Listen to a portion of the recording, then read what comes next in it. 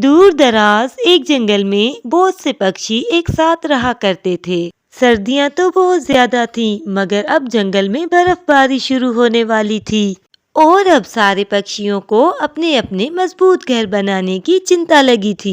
अब मैं क्या करूं? जंगल में बर्फबारी भी शुरू होने वाली है और मेरे पास अपना कोई मजबूत घर भी नहीं, क्योंकि मेरे छोटे छोटे बच्चे हैं। मुझे अपने लिए एक नया घर बनाना होगा। हाँ, अब हम सबको अपने लिए मजबूत घर बना लेना चाहिए और घर बनाने के लिए हमें लकड़ियों की जरूरत पड़ेगी।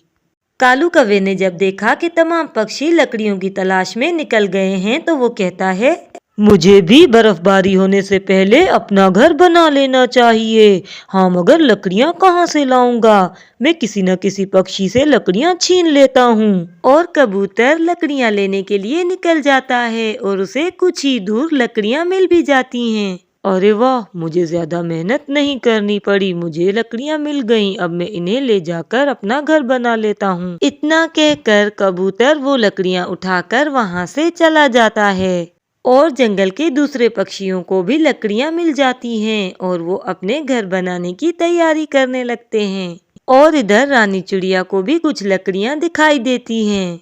अरे वाह, ये लकड़ियाँ तो मेरे लिए काफ़ी हैं। अच्छा हुआ जो ये मुझे मिल गई। अब मैं जल्दी से अपना घर बनाती हूँ। रानी अभी इतना कह ही रही थी कि वहाँ पर कालू कौवा आ जाता है।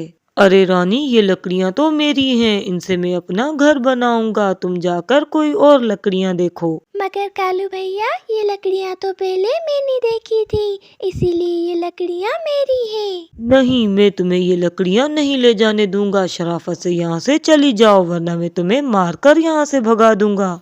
और फिर बिना कुछ सुने ही कालू कौवा वहाँ से वो लकड़ियाँ लेकर चला जाता है। इधर जंगल के सारे पक्षियों ने अपने अपने घर बना लिए थे, मगर रानी चिड़िया ने अभी तक अपना कोई घर नहीं बनाया था। बच्चों, अब मैं क्या करूं? मुझे कहीं पर भी सूखी लकड़ियां नहीं मिली। मुझे जो लकड़ियां मिली थी वो भी कालू कौवा मुझसे छीन कर ले गया। और रात हो जाती है और जंगल में अचानक ही बर्फबारी शुरू हो जाती है।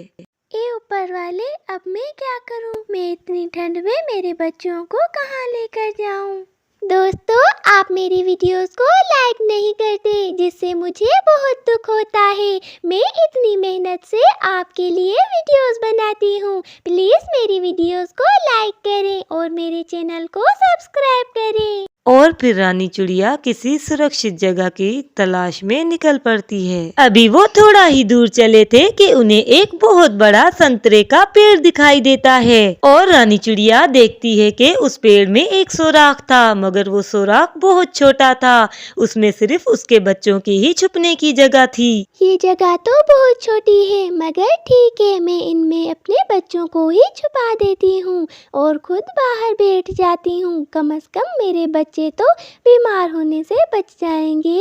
और इसके बाद रानी चिड़िया अपने दोनों बच्चों को उस पेड़ में छुपा देती है और खुद सारी रात ठंड में उस पेड़ के बाहर ही बैठ जाती है। और ऐसे ही सुबह हो जाती है। सारी रात ठंड में बाहर रहने की वजह से रानी चिड़िया की तबीयत कुछ खराब हो जाती है। ए ऊपर वाले, ये कैसी परीक्षा है? ऊपर से इतना ठंडा मौसम और मेरी तबीयत भी खराब हो गई है। अगर मुझे कुछ हो गया तो मेरे छोटे छोटे बच्चों का क्या होगा? रानी ये नहीं जानती थी कि वो जिस पेड़ के नीचे बैठी है वो एक जादुई पेड़ है। छोटी चिड़िया, तुम बहुत नेक और बहादुर चिड़िया हो और मुझे खुशी है कि इतनी तकलीफ के बावजूद भी तुमने हिम्मत नहीं हारी, इसीलिए मैं तुम्हारी मदद करना चाहता हूँ। उसके बाद वो जादुई पेड़ एक संतरा रानी चिड़िया को देता है। प्यारे पेड़, इतनी सर्दी में रहने के लिए मेरे पास कोई घर नहीं है, मगर मैं इस संतरे का क्या करूँगी? देखो छोटी सी चिड़िया, ये संतरा कोई मामूली संतरा नहीं। तुम इसे ले जाकर किसी भी पेड़ पर रखोगी तो ये बहुत बड़ा हो जाएगा और इसके बाद तुम अपना घर बना लेना। ये घर बहुत ही मजबूत रहेगा। प्यारे पेड़, आपका बहुत बहुत धन्यवाद, मगर मेरी तबीयत बहुत खराब है, मैं कैसे उड़कर जाऊंगी। रानी के इतना कहते ही एक रोशनी सी चमकती है और थोड़ी ही देर में रानी चिड़िया अपने आप को बिल्कुल स्वस्थ महसूस करती है। लो छोटी चिड़िया, अब तुम बिल्कुल ठीक हो और अब तुम जाकर अपना घर बना सकती हो। फिर रानी चिड़िया वो संतरा लेकर वहाँ से चली जाती है।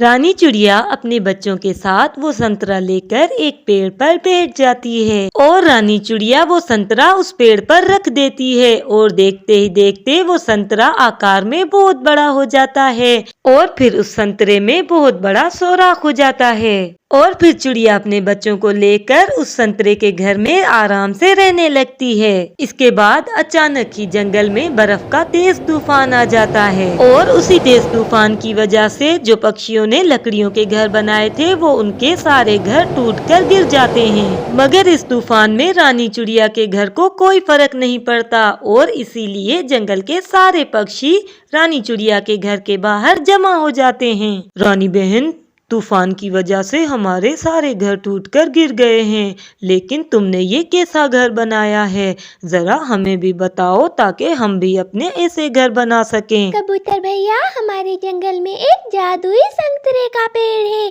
उसी ने मुझे ये संतरा दिया है। आप सब भी जाकर उससे संतरा मांगना, फिर वो आपको भी जरूर देगा, जिससे आप अपने घर बना लेना। फिर सब पक्षी मिलकर उस जादुई संतरे के पेड़ के पास आते हैं और उससे जादुई संतरा मांगते हैं। देखो दोस्तों, मैं आपकी मदद जरूर करूंगा और आपको जादुई संतरे जरूर दूंगा, मगर याद रखना ये संतरा घर तभी काम करेगा जो कोई नेक पक्षी इसे इस्तेमाल करेगा, वरना ये फल बिल्कुल बेकार है।